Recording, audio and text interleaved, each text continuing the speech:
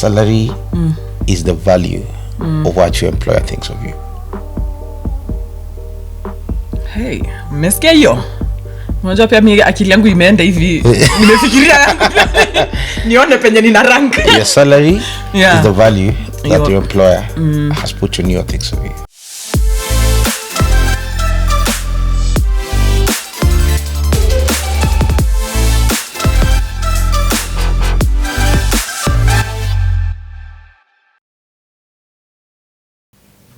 Hi everybody, welcome to another episode of the Wide Podcast where, well, it all depends. Here we discuss business, fun, and everything in between. I'll be your host. My name is Val. I'm still Hansen. But yes, my name is Hansen. Yes. Yes, how are you, Val? I'm good. I'm good. Happy to report my driving skills have improved. Yes. Sasa tunpigie makofi hata. Tulapie kulikidaba amejua kudrive. My driving skills have improved quite a bit. I at least says inaweza change lane, naweza overtake. Kini pale Mombasa road nobody unanipiga chenga kwa matrela. In fact when we were on our way here, kunde pale nilifika hivi paka nikaanza kusikia joto. AC iko on, kila kitu iko sawa, but I was feeling so hot. I'm like, it's because on the road. Tulifika hivi, I'm like, thank you, Jesus.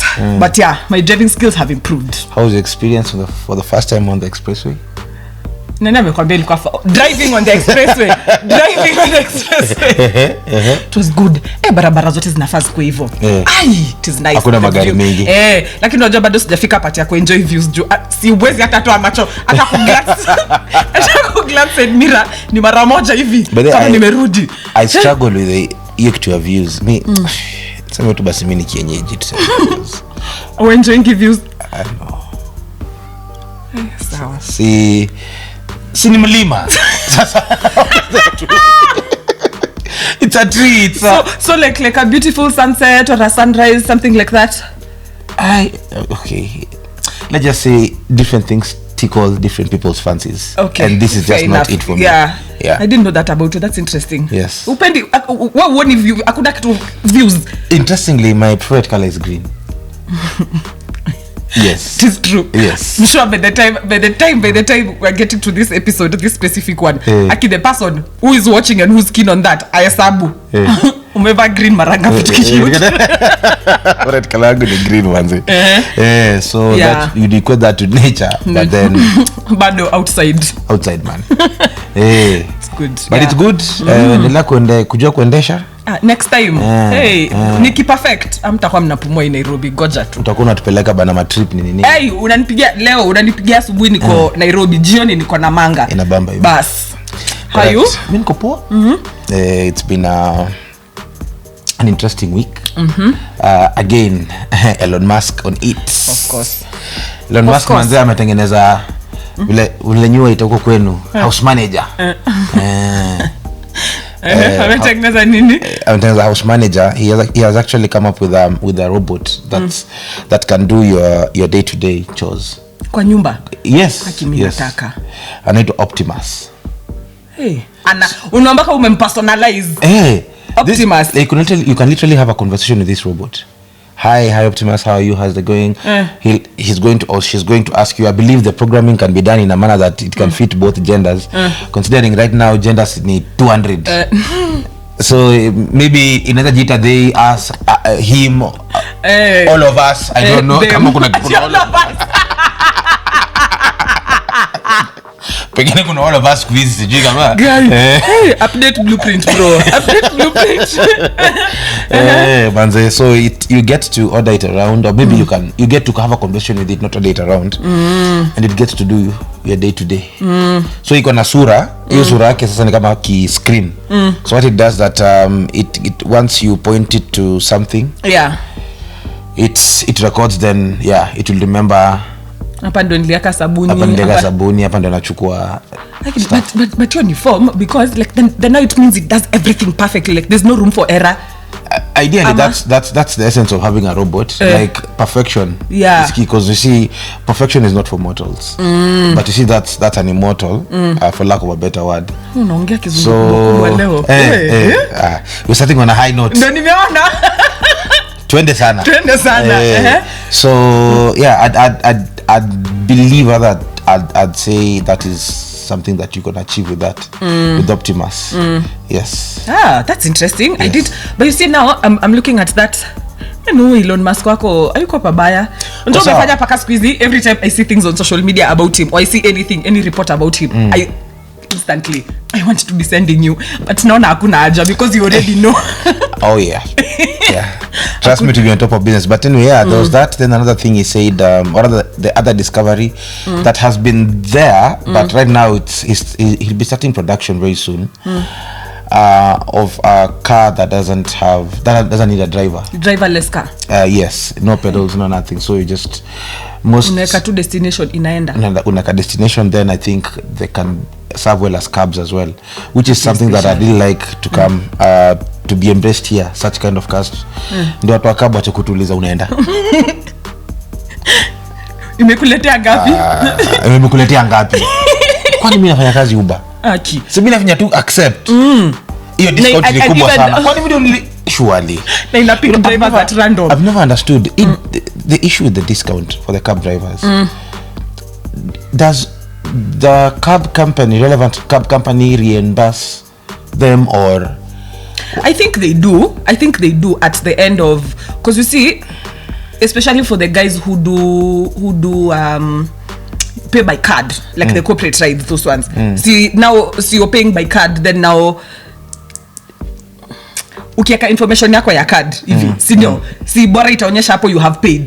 The driver will be given that money at the end of the month, ama at the end of a certain period. So if there was a discount of any sorts, then now inakuwa factored in hapo, inatoka kwa service fee ya Uber. But then now they do that discount thing once they notice. I think it's a thing that the algorithm picks. Ujatumia Uber sana kama tangu nianze kudrive. Sasa hii kiburi pesa kidogo tu hivi. Why? Mimi nilikwambia shida niko nazo mingi, lakini pesa will never be one of them. Trust. Mungu wa Elijah Yohana Valerie. Nimekuja mbele yako leo. Tapping into the blessing. Tapping into the blessing. Yeah, but anyway, that's I think that's how the Uber part works. Because I don't understand why you should be complaining that I got a discount. I'm not the one who sets the price. Exactly. I'm not the one who decides who's going to get what discount and what. But anyway, of course that is going to affect the labor force. Both, because if you have that, it means now we have some Kenyans who are not going to be able to drive their cars. I don't think I'd want anyone out of a job. Yeah. But if they can just change that behavior of kuuliza tu, please, or find a kind of way to say it. Yeah. So it doesn't look like we are tunavutana. Alafu also you feel, I don't know if it's the same for you, maybe your experience might be different because you're a guy. Me, I feel a bit unsafe, like already on the phone kama tumeshaanzana hivyo na nini, like kunako kamvurutano. When I enter the car, I'm alert all the time, like what's happening. I understand that, because there was a time I'd traveled from up country and it was raining. So we get into a cab with my wife, and this cab guy goes like, niko hapa nimefika. Then we get into the cab. We just start the ride, and imeleta pesa ngapi? So how much has it how much do you see on your on the app? On the app, how much has it given you as a transport fee? And he was like, no, mi hiyo pesa ni kidogo, penye mnaenda ni mbali. Now you've already started the trip and it's raining. Cats and dogs. And mice too. So me, I'm telling my wife, the ego in me bana, nikasema ni sawa niprodishe penye mmenitoa.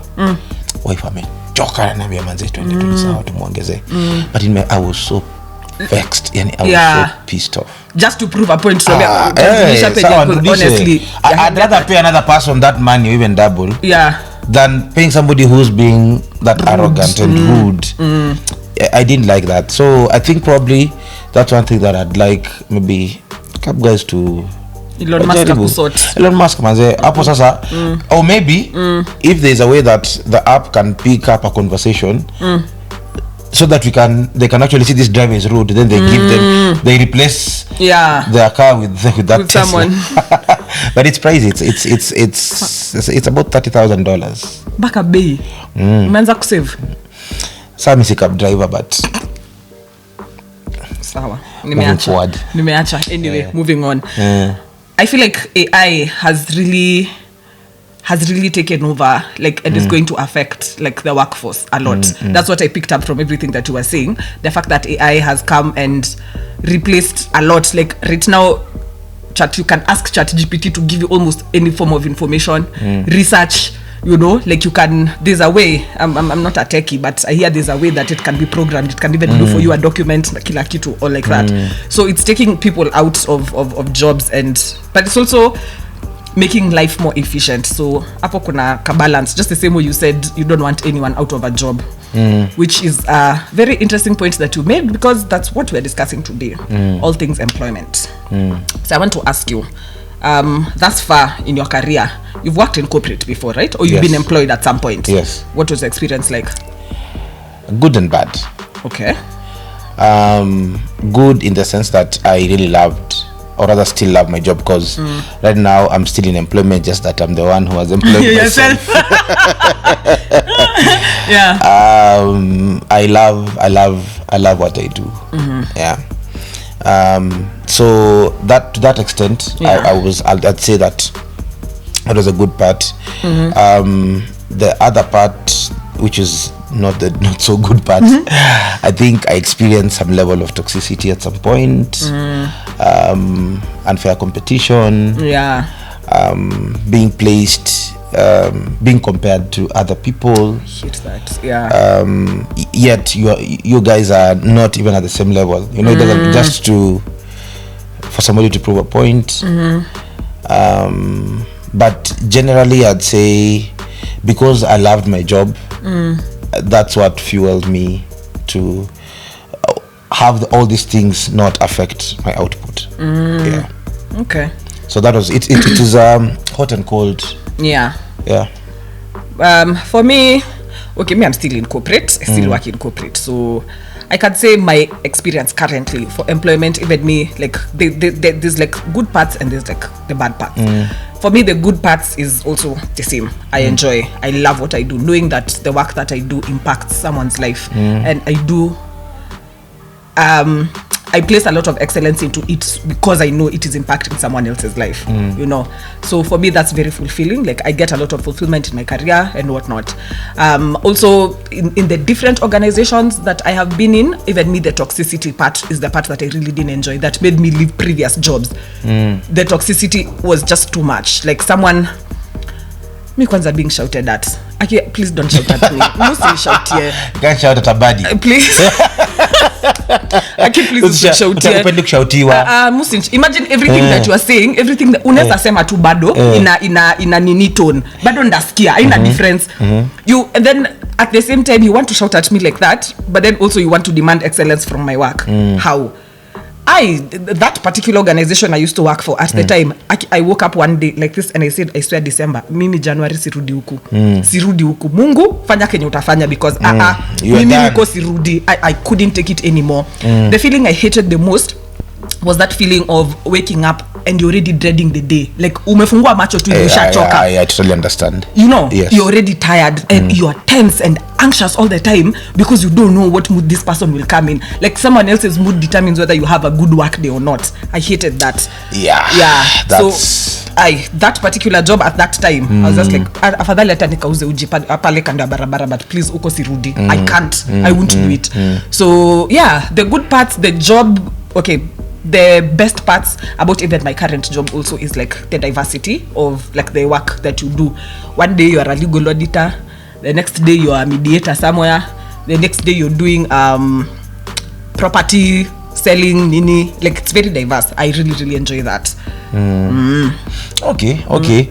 No, that's I hear where you're coming from. Unfortunately, the corporate culture is very toxic, and I believe, okay, it's good and toxic at the same time, but I believe this kind of toxicity comes from when we are still in school. We are taught that for you to get validation, you need to be number one. For you to, so we are always fighting to be on top. For us to be told that good job, despite the fact that somebody they could have improved in how from where they were when they started working. So we focus on results more than milestones. So as a result, we end up frustrating a very good employee or an employee who has a very great potential to a point that they are like, they start self-doubting themselves. They no longer value themselves, and as a result, we take them down a rabbit hole that they may not be able to come out of. That's true. And that's very true. Yeah, your people are your organization is as good as your people. That's what I believe. Best resource that you can have in your business is not even money. It's human resource. People who are working. Yes. So we probably need to change that culture from school. Where we are told if somebody improves, let's look at milestones over results. We might have an employee who's not bringing in as much in terms of revenue, but the other things that they do that other people cannot do. Exactly, that's true. So I don't think we should be able to measure success through, let's say, revenue, for instance.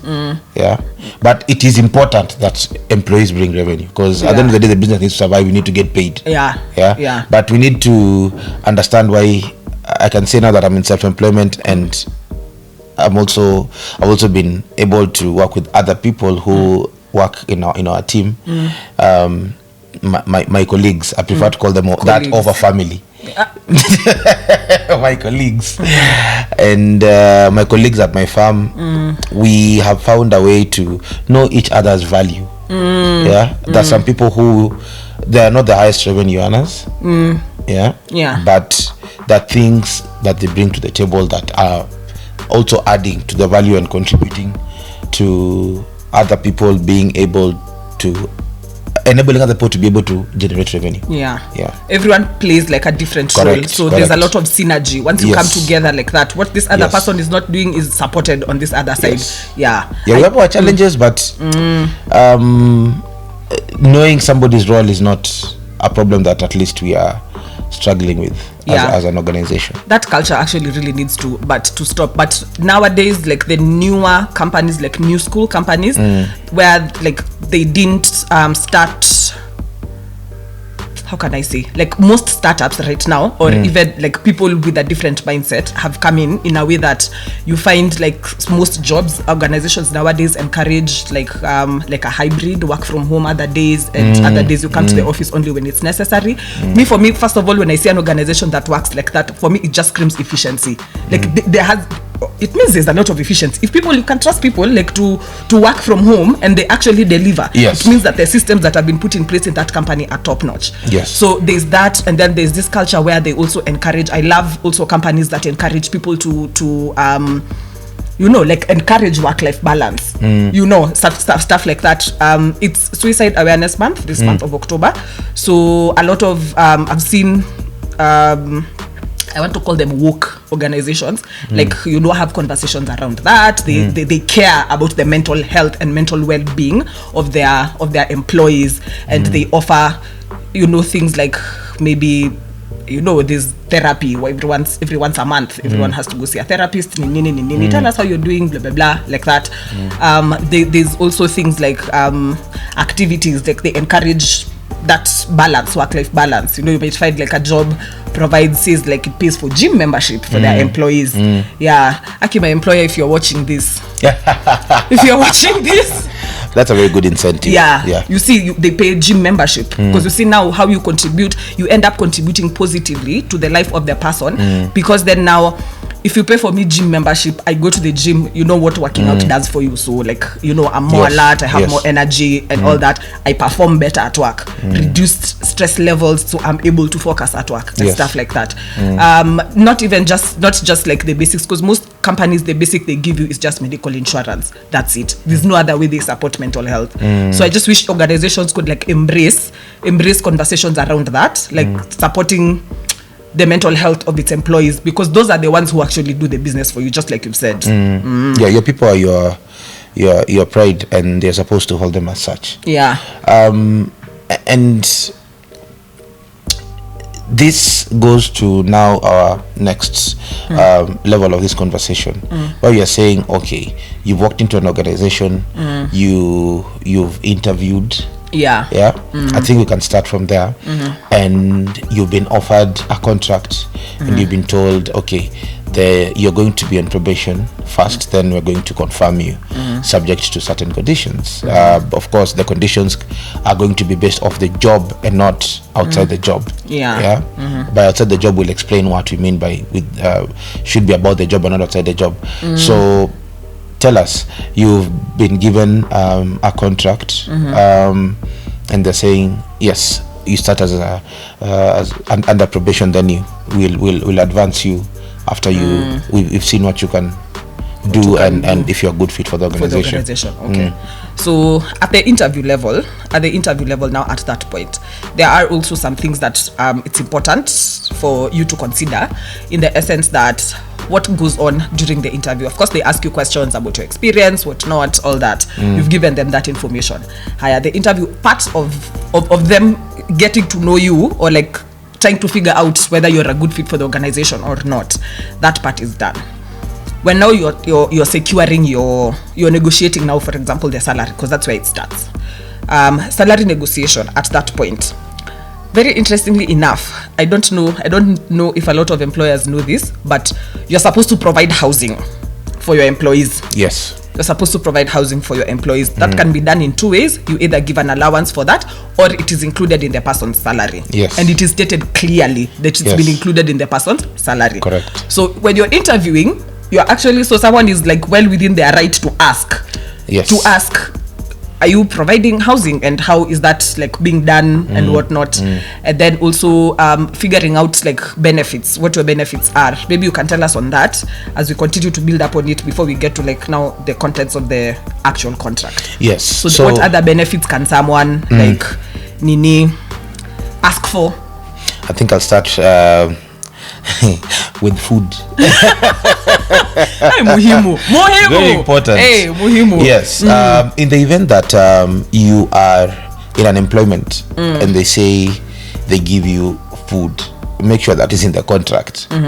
So that and actually that is provided for under the law, that if at all you're promising food as one of the payments that you need to give, make sure that is in the contract of employments. And if you're not giving food, give people clean utensils, a space where they can cook their own food.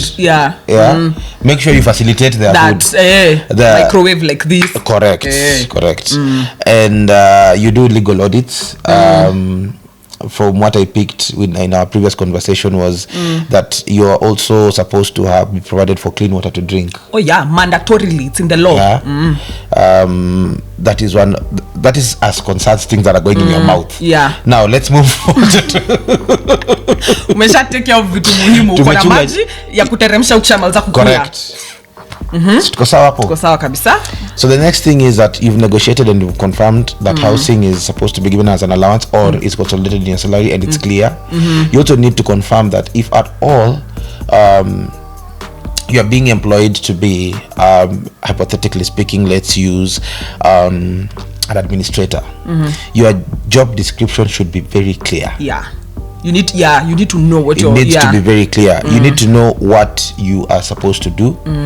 And in the event you get to a point where you are working with a co-administrator and they resign, you are not supposed to do their job without negotiating your contract. Like actually asking for, if you're getting extra responsibilities that were not captured in the particular contract. Yes. You have to. Yes. You have to also, it's good. Okay, you don't have to, but it's good you renegotiate. You renegotiate Yes. your salary and terms of the job, because then it means you're absorbing someone else's responsibilities while also still expected to meet your own. Correct. Yeah. So don't, I know what the corporate world has is be creative. Be resourceful. Be resourceful. Find plan a way your to time wisely. Plan your time wisely.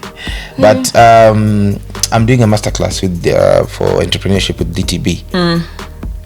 And so far, the biggest lesson I've learned so far is cutting costs is not a growth strategy. So Yeah. Cutting costs is not a growth strategy. cheap is expensive. Eventually it will be expensive. Cheap can be expensive. Yeah.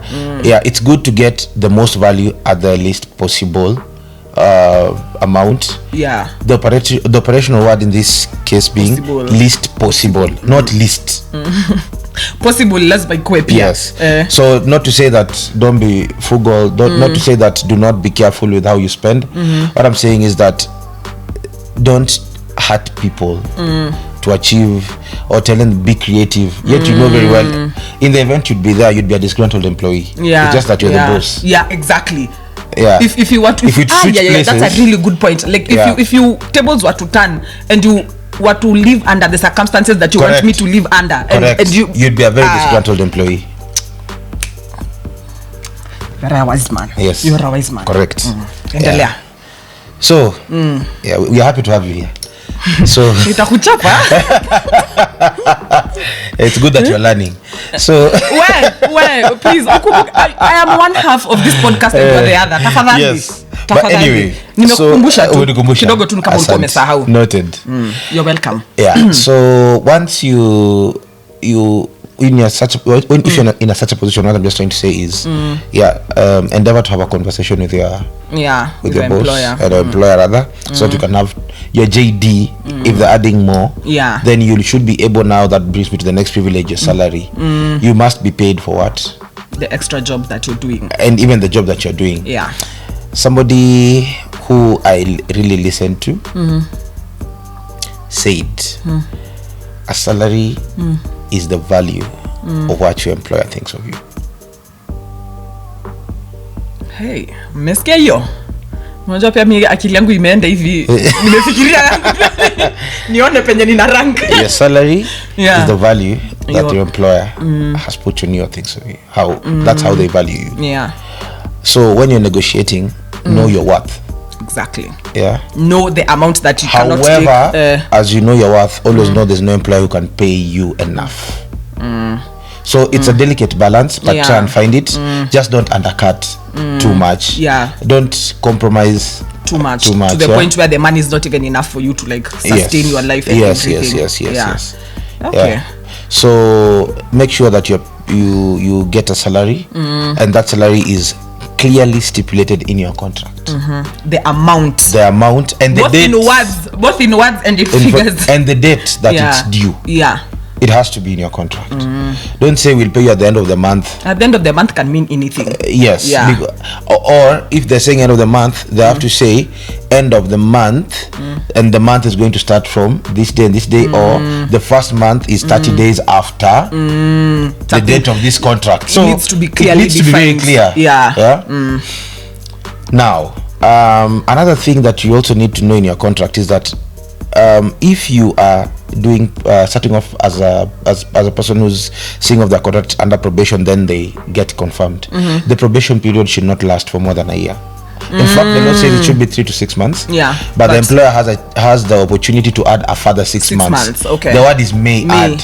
Okay. But it can't be more than a year. But it can't be more than a year. They need to have made that decision. Because they may add 6 months. Then so let's say it has to be only 12 months, which is 1 year. So if you're still in probation after 1 year, there's a problem. Yes. You should go and actually negotiate your value. Negotiate for your value rather. So that you can get value out of the contract that you are. Because basically somebody who's under probation, they'll end up doing the same job that somebody who's in full-time employment or rather fully confirmed are doing. It's just that you are doing it so that they can see are you a good fit. Yeah, especially I like what you've said. Let me just take you back a bit. That part for the probation part for 1 year, especially in instances where there are benefits that you were promised at the beginning during the interview stage, and then those benefits are being withheld until that probation period is over. Yes. Let's say, for example, if like maybe there's that part for where you're supposed to be added for more money, and you've already been working for a whole year. You are told you're making 50,000 right now. Once we confirm you, we upgrade you to 75,000. So that you all this whole year you've been earning that 50k, and then the next year has started. Keeps going. You see, kuna 25k and you miss out on Apple simply because they will not confirm. And you see, it's good for the organization but bad for you as a person. Terrible, in fact. Sleep on a pizza. I'm a boti. In fact, I think it's important that people know, if at all you do anything in during your employment, let's say for instance your boss asks you to do extra work and they pay you with a bottle of alcohol, that doesn't count as remuneration. You cannot be paid with something that is going to intoxicate you. It's actually it's wrong. And you can also not be paid kwa bar. Yes, you cannot be paid. You can't be paid when you are in a place where people are having alcohol or the marveling, for a better word. Because so if you are a boss out there and you take your people, and this happens mostly when people are doing Christmas parties. Now that I'm sure by the time this is dropping, people will around that time. It will be around that time. Do not take your people out for the end of year party and pay them there. Pay them first. Walipe kwa ofisi kwanza ndo muende. Go for the party, because that doesn't unless, because you see, and especially if you are taking your nature of employment is not in the bar, because only the persons who are allowed to be paid in such a setting are guys who work there, because that's their workstation. But if you are an advocate, for instance, or you are an administrator, get paid in the office and make sure in your contract where you get paid is actually very clear.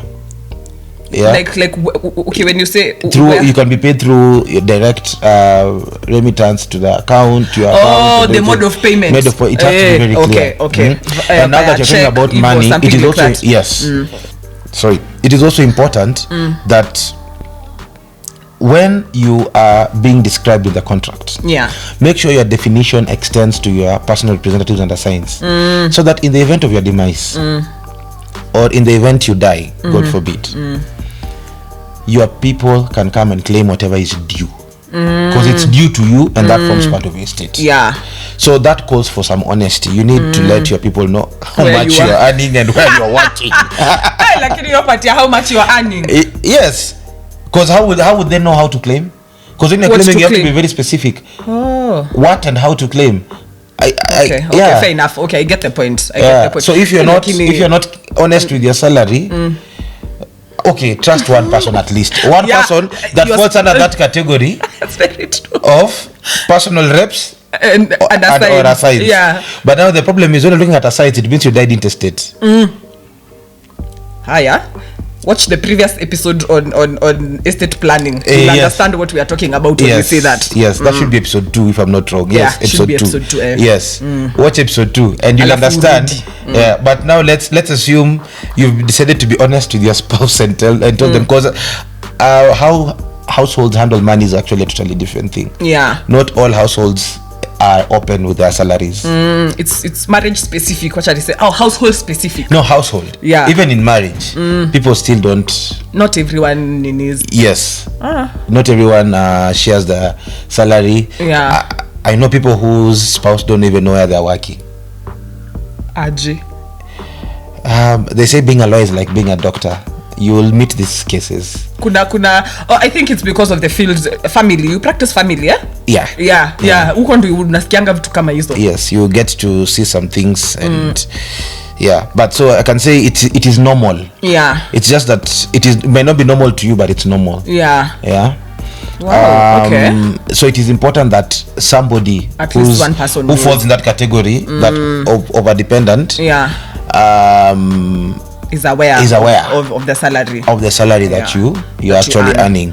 Okay. So that in the event you die at a point when you've not been paid or when you've not been paid, they can go and claim and get the money. Okay. So another thing, it is important that you also if you are a person who's employed and there is a chance for you'd be traveling. There's a chance for you to travel in different places, whether different countries, different stations within a certain city or something.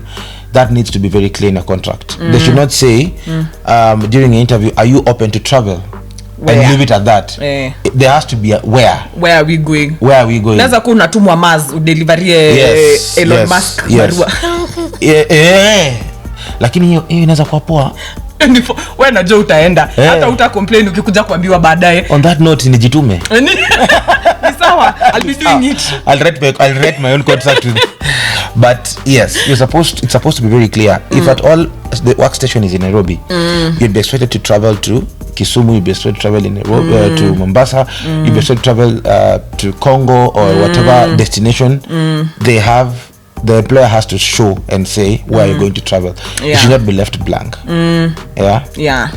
And also I think once you have such a setting, you should be good to go for now, unless you like to add something. Maybe also the time that you report to work, your working hours also is also a thing that you need to ask at the interview stage. All these points that we have made, I think we've touched on anything. No, I think we've touched on like the most pertinent things. So all these things that we have touched on like this are what now should be reduced into a contract. You discuss it during the interview. All those things they tell you, they give you a document before you even start working. Ensure, because it is also a good way to protect yourself as an employer. If you're watching this as an employer, it is a good way, because then now by the time the employee is coming to the organization, they are very clear on what is expected of them and how things are supposed to go. Like the terms of the employment are clear. So I think it's a good thing that for people to insist on having a contract, an actually drawn up contract on its own that contains all these things. It also protects you as the employee. Sikumaji ukiona ni kama unachezwa ama things start to get toxic in that organization, particular company you work for or anything, at least you have a fallback of knowing that this, as per my contract, I'm not supposed to do this. Kwa hizo kampuni za kuitana we are family. Hizo me hapa hapana. This one was not in this one was not in my employment contract, so I'm not expected to do this. I'm only expected to meet these. I think that would be important. We'll also in the future touch on other things.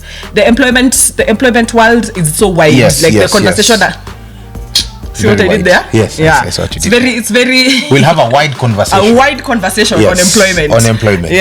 So this is just like the overview. Saizi hapa tuko kwa interview stage. Sasa umesha interviewiwa, umepewa contract. Once you enter the organization now, that is also a whole other conversation pia when you're there. You know your rights, like what as an organization you're supposed to have. Like for example, any organization with more than 20 employees must have a sexual harassment policy. Correct. And that sexual harassment policy is supposed to be written after consultation with the employees of that particular company. For you, what will constitute, like now it's basically that consultation is saying that sexual harassment is sometimes it can happen like in subtle ways, in a way that can make someone uncomfortable.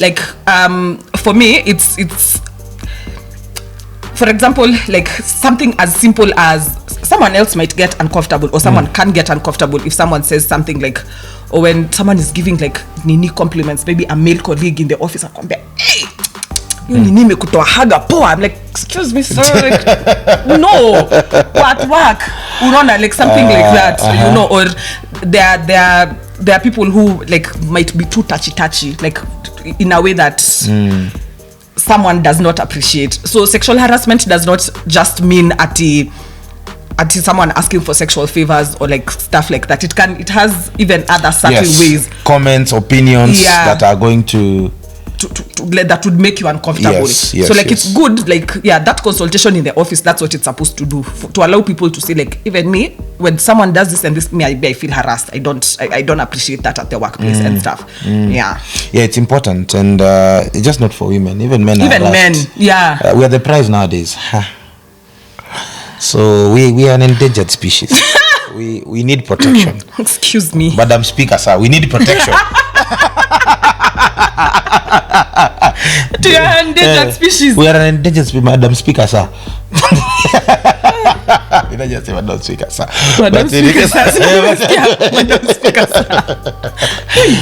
Okay, yeah, but also sexual harassment, by the way, it cuts across. Here we speak for equality. It cuts across the board. Even men, so even women sometimes can be inappropriate. Yes, but see, when it comes to a man unambolo feel fit. Na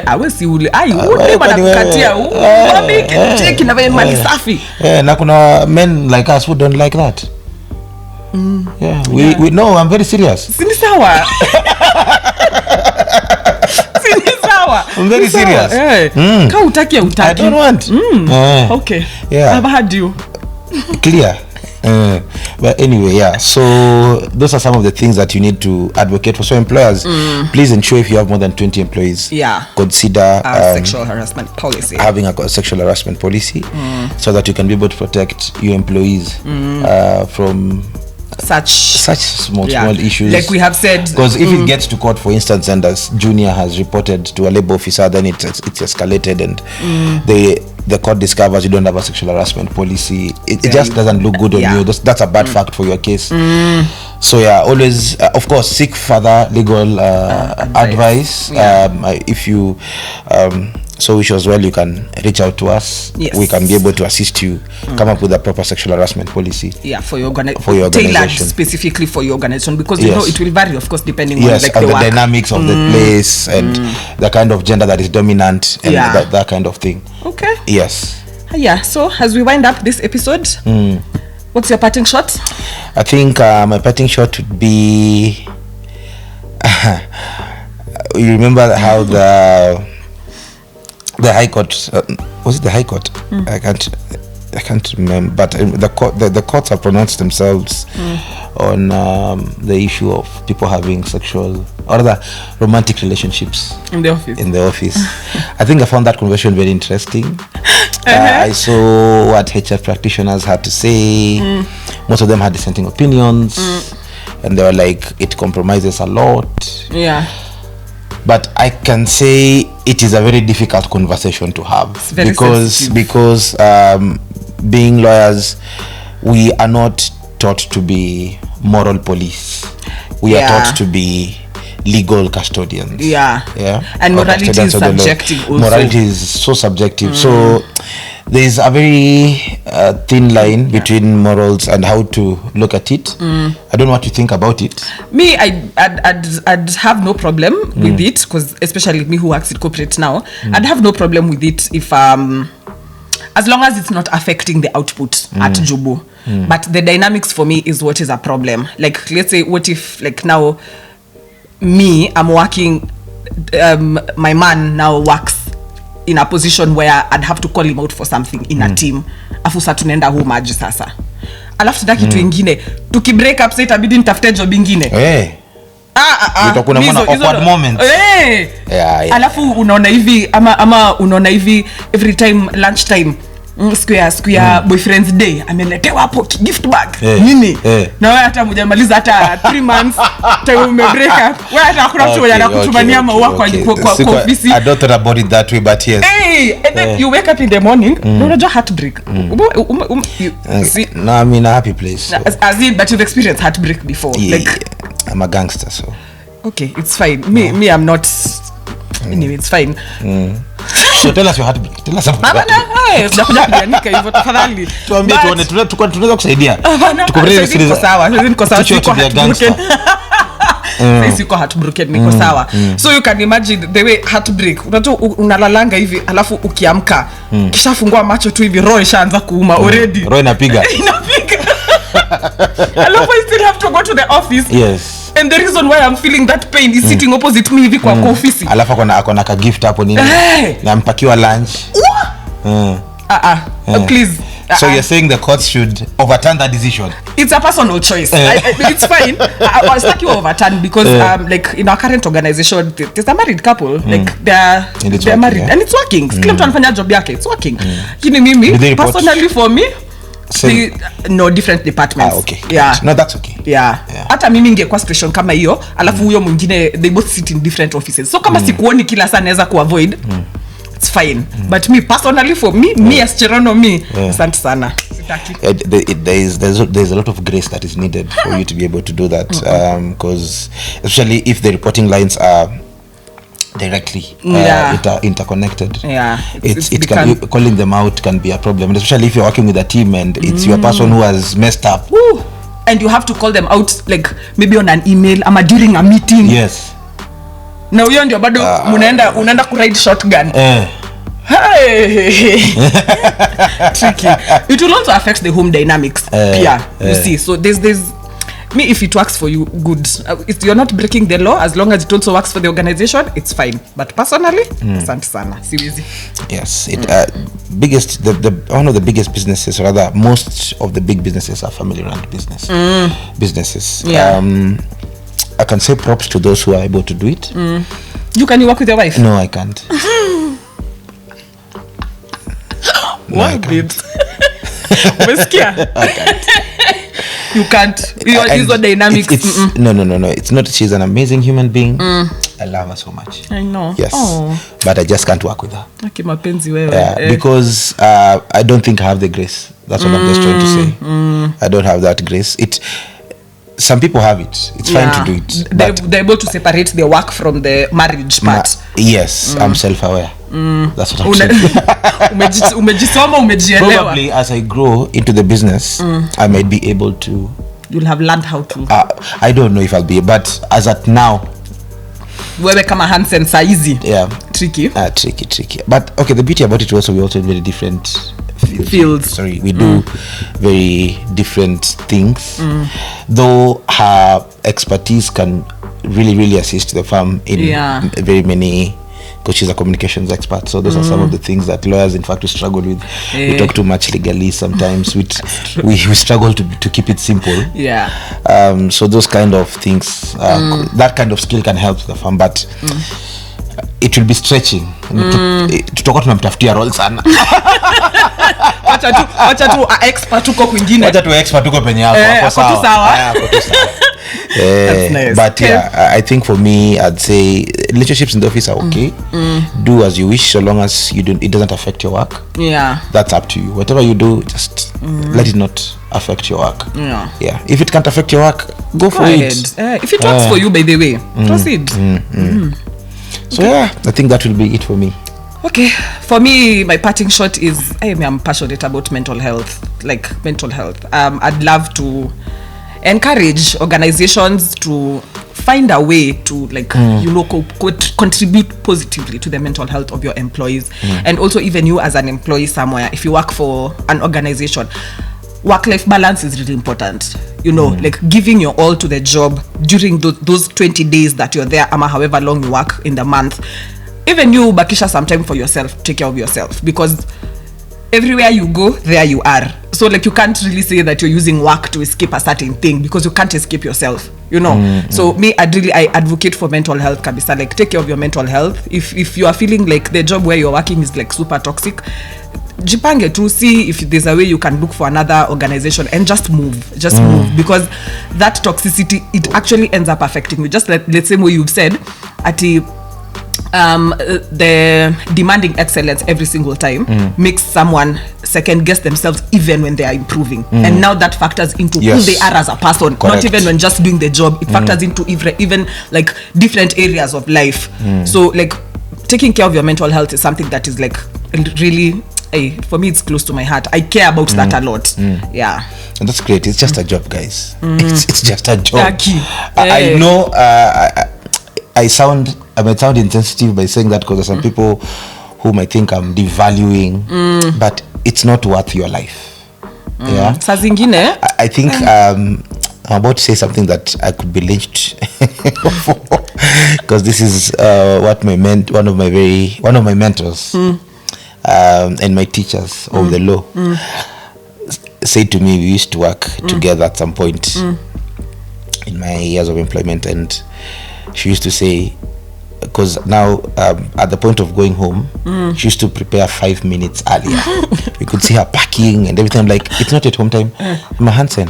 I prepare, wake up, shower, to come to work. Why should I not prepare to go home? I like that. Those are some that they say, my mind comes first. I need to go home. I need to take care of myself. So please, guys, it's just a job. Yeah. Take care of yourselves. Don't expose yourself to things, or rather, don't allow the toxicity to define you. It will because what starts affect you, then it starts defining you. And move jobs if you have to. But if you feel like you have the calling, move to self-employment. It's not easier, but life gets more purpose compared to. That's true. I agree completely. Especially that part for like life getting purpose, because also even being in an employment, like even like, you know, working I wanted to say a 9 to 5, but not all employment is 9 to 5. Working also in employment, like there has to be a sense of fulfillment and satisfaction that you derive from there also. Si tu kazi tu unafanya tu, you're pushing people. Yes. Then now life becomes so nonchalant, considering you spend 20 days out of the 30 in a month in the office. Nona. Sawa. Thank you guys for watching. Yes. Thank you so much for watching this episode. If you have any questions, any comments, please leave them in the comment section and we will handle that, as we will be having a Q&A session at some point. We'll shoot a Q&A to just answer and clarify any questions that you might have. Remember to like, share, subscribe, post in your family group. Yes. Tell everyone. Tell everyone to tell everyone to tell everyone. Correct. Bye. Peace.